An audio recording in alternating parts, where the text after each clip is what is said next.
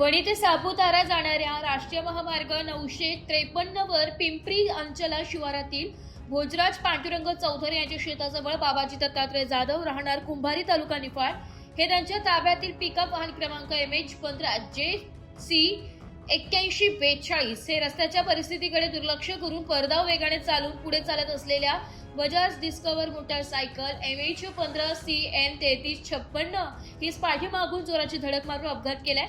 सदर अपघातात मोटारसायकलवरील पोपट रंगनाथ गवळी वर्ष 48 राहणार दरेगाव कळवण, नामदेव खंडू चौधरी वर्ष 62 राहणार पिंपरी अंचला शिवार दिंडोरी नाशिक हे गंभीर जखमी झाले। अपघातानंतर पिकअप ही रस्त्याच्या बाजूला पलटी झालाय। अपघाताची माहिती मिळताच करंजखेड फाटा येथे उभी असलेली जगद्गुरू रामानंदाचार्य नरेंद्राचार्यजी संस्थानाच्या मोफत अँब्युलन्स सेवेने चालक रंगनाथ भरसट यांनी स्थानिकांच्या मदतीने वणी ग्रामीण रुग्णालयात उपचारासाठी दाखल केले।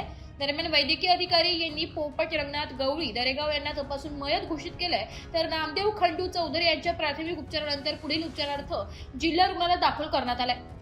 पोपट गवळी हे मुलास मुलगी बघण्यासाठी पिंपरी अंचला येथे गेले होते।